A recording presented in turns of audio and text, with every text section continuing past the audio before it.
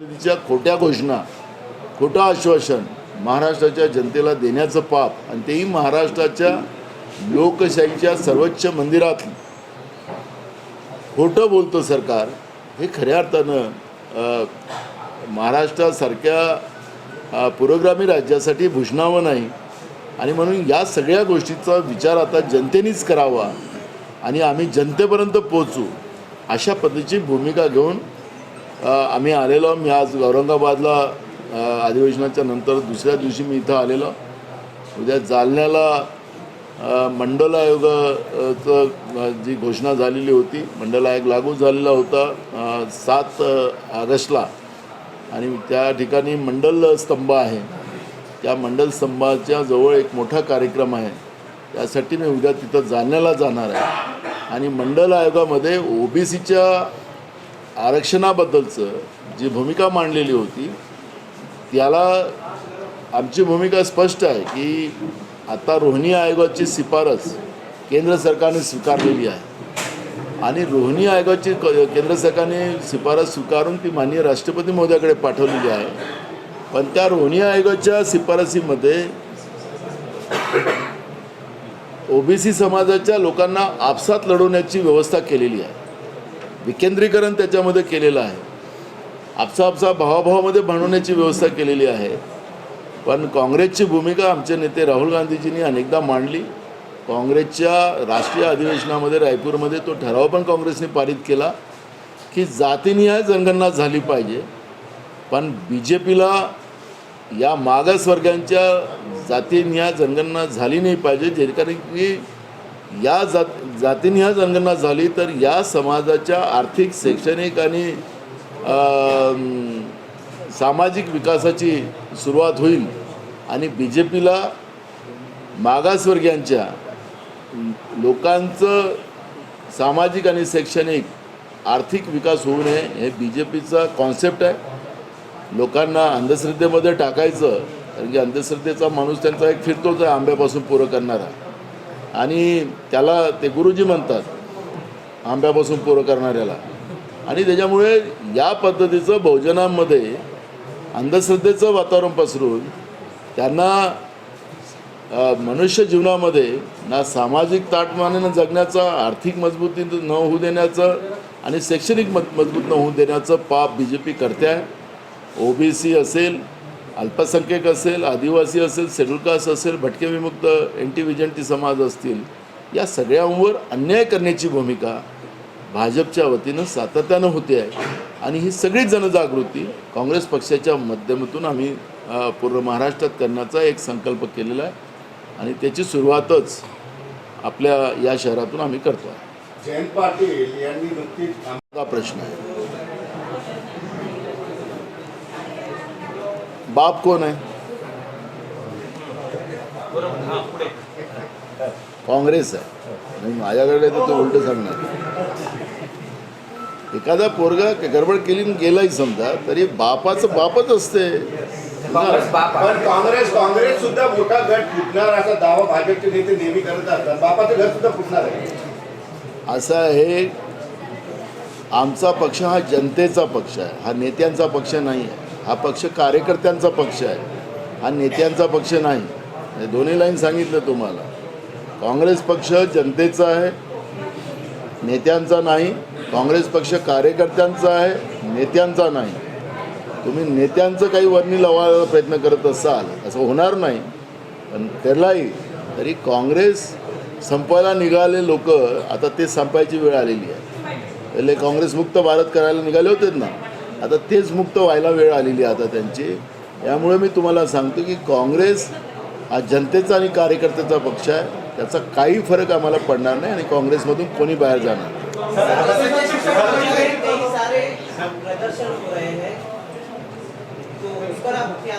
जन आक्रोश मोर्चा निकल रहा है, तो उसमें आपका समर्थन है? कांग्रेस के नेता भी उसमें शामिल हो रहे हैं।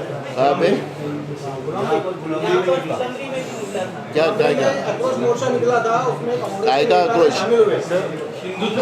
आक्रोश मोर्चासारखे मोर्चे निघत आहेत प्रत्येक जिल्ह्यामध्ये, त्याच्यामध्ये काँग्रेसचे काही लोक सामील होत आहेत. तुमचं काय स्टँड आहे सर या गोष्टी? जिल्हाध्यक्ष पण होते उपस्थित तिथं.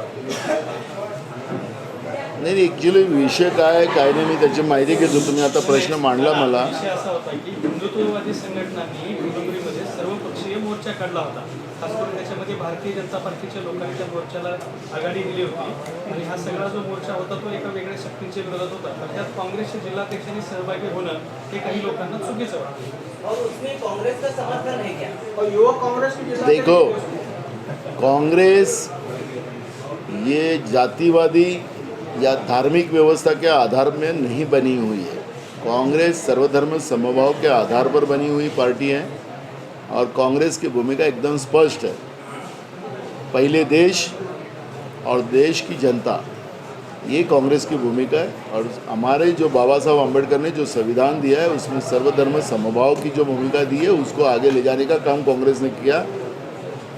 अपने देश के बराबरी में कई देश को आज़ादी मिली, लेकिन वहाँ पर डॉक्टर बाबा साहब अम्बेडकर का संविधान नहीं था और कांग्रेस जैसे विचारधारा नहीं थी करके वो देश की आज़ादी ख़त्म हो चुकी. लेकिन 75 साल आज देश में आज़ादी बरकरार बनी हुई है.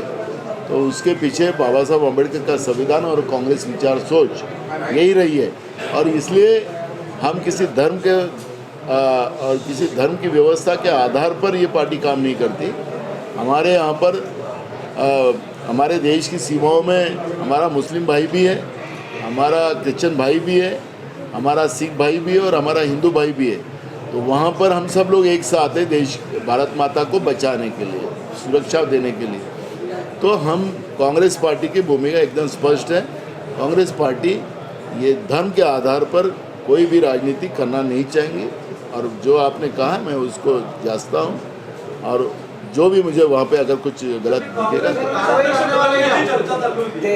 काँग्रेस प्रदेशाध्यक्ष बदलण्याची चर्चा सगळीकडे चालली आहे. काय तुमचं म्हणणं आहे? गेले 6 महिने मी सांगत आहे गेल्या 6 महिन्यात ही प्रक्रिया सुरू आहे. सगळ्या पेपरला हेडलाईन असते. मी तर एक सामान्य शेतकऱ्याचा पोरगा आहे, माझं हे पण नाही आहे आणि सोन्याचा चम्मच पण घेऊन जन्माला आलो नाही. तर पण पेपरला आणि टी व्हीला बातम्या येतात तर मला रोज मी लोकांच्या समोर दिसतो. त्याबद्दल तुमचं पण मी धन्यवाद करतो. आणि माझं नाव नाना आहे, त्याला उलटं करा की सरळ करा ते तसंच राहतं. त्याच्यामुळे या सगळ्या बातम्या ज्या आहेत ज्याला चालवायच्या असतील, ज्याला ॲडजस्टमेंट करून काय म्हणतात ते सेटल करून दाखवायचे असतील बिलकुल दाखवायला पाहिजेत.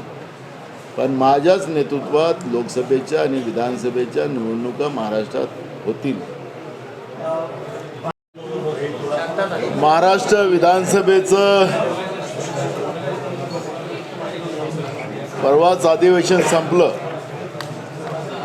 आणि या अधिवेशनाकडे राज्याच्या शेतकऱ्यांचं, तरुणांचं, गरिबांचं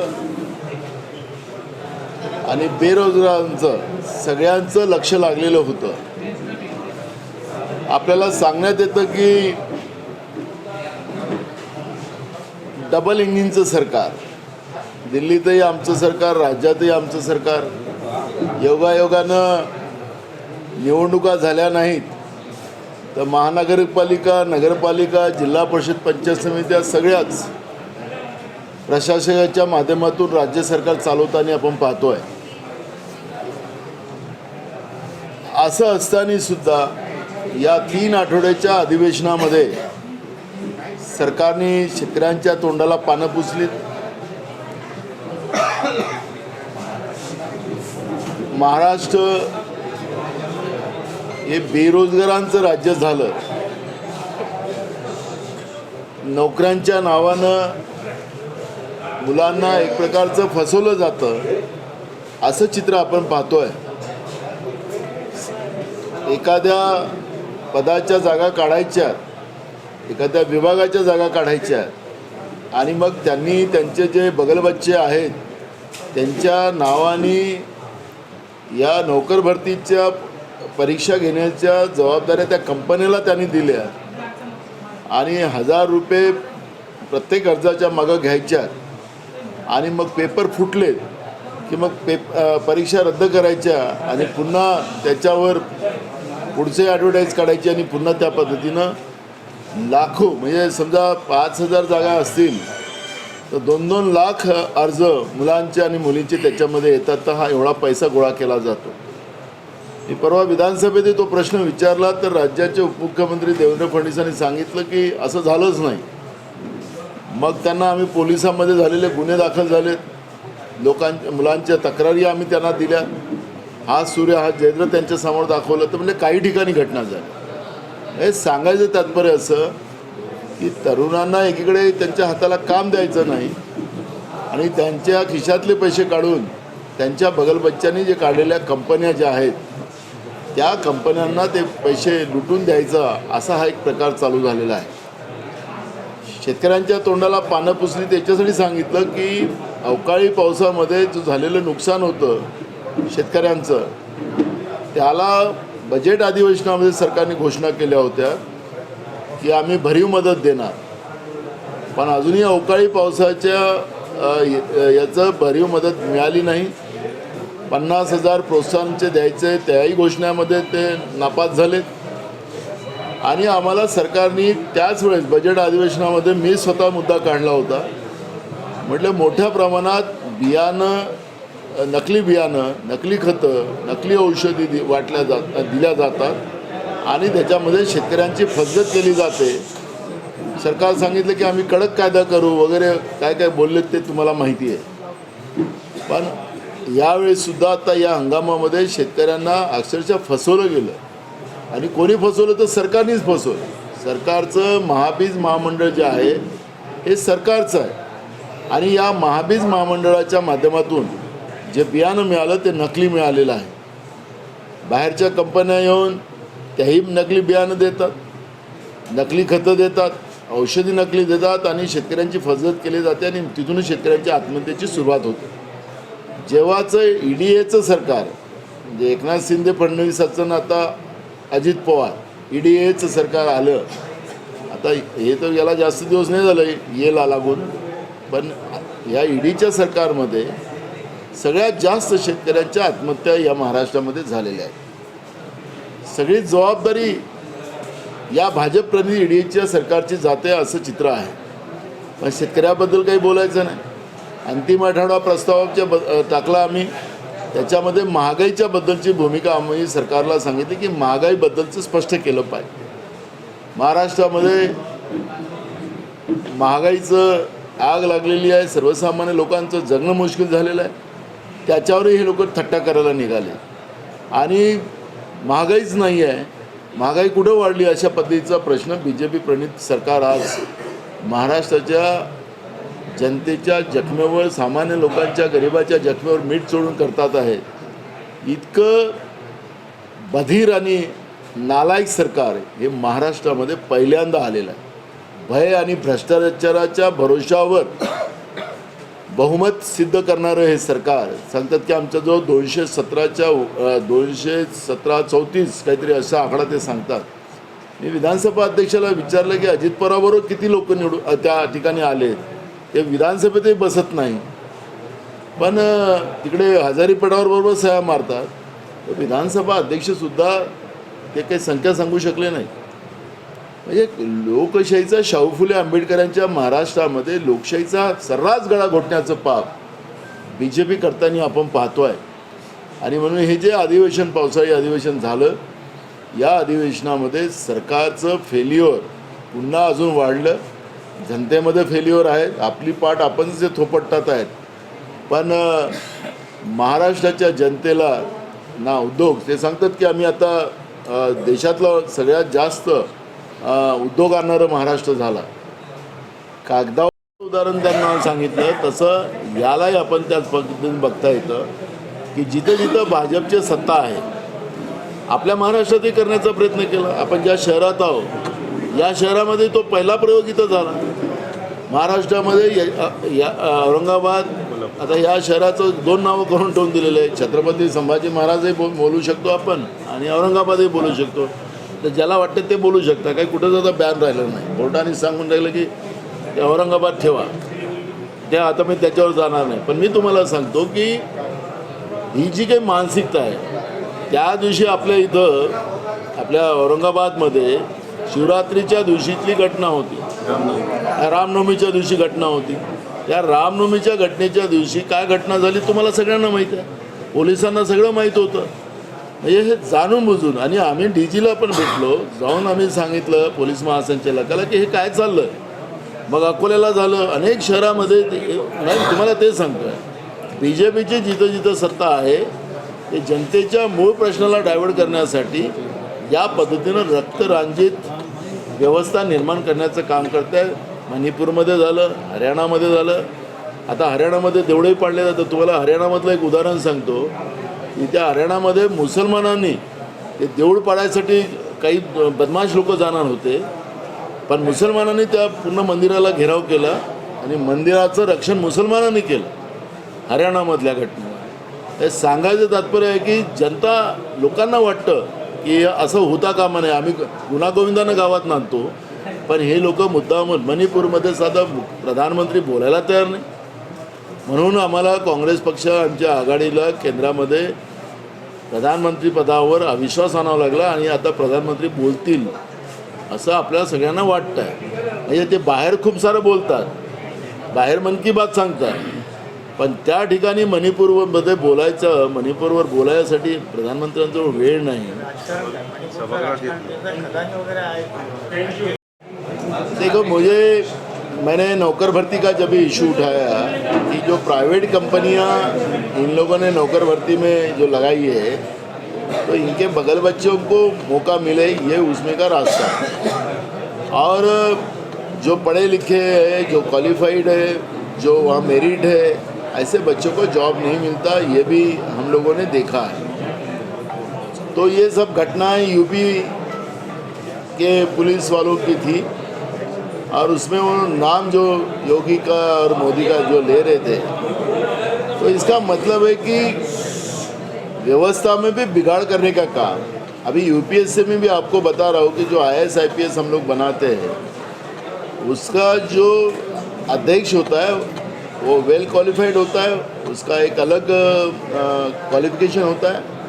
पर अभी जो UPSC का अध्यक्ष अभी बना हुआ है उसका क्वालिफिकेशन ही नहीं है. अब मुझे पता है कि अब आने वाले कल के इसमें ये अखिल भारतीय सेवा जो परीक्षा होती है उसमें क्या फ़र्क आएगा पता नहीं. तो इस तरह से होगा तो जनता के पैसे से जो टैक्स रूप से पैसा जो जाता है, GST से पैसा सरकार के तिजोरी में जाता है, और जो कर्मचारी पैसा लेते हैं तो जनता के गुणगान गाना चाहिए, किसी सत्ता पे बैठे हुए आदमी की नहीं, जनता की, क्योंकि पैसा पगार उनके पैसे का ले रहा है. और जिस तरह से हो रहा है तो आप समझ लो कि देश की दिशा किधर जा रही है. तो ये घटना जो है रेलवे में हुई घटना, ये घटना ये हमारे देश के लिए एक सबक है. जो BJP ने जिस तरह से की सत्ता को बनाने का जो उनके मानस था, जो अंदरूनी उनका षड्यंत्र था, उसकी वो स्पष्टता है. और उसका आधार आपने देख रहा है कि अब रेलवे में भी आम आदमी सुरक्षित नहीं है, रास्ते पे भी आम आदमी सुरक्षित नहीं है. तो ये जो स्थितियां है, ये BJP का जो अंदरूनी दाव था वो अब जनता के सामने आ रहा है और जनता को भुगतना पड़ रहा है.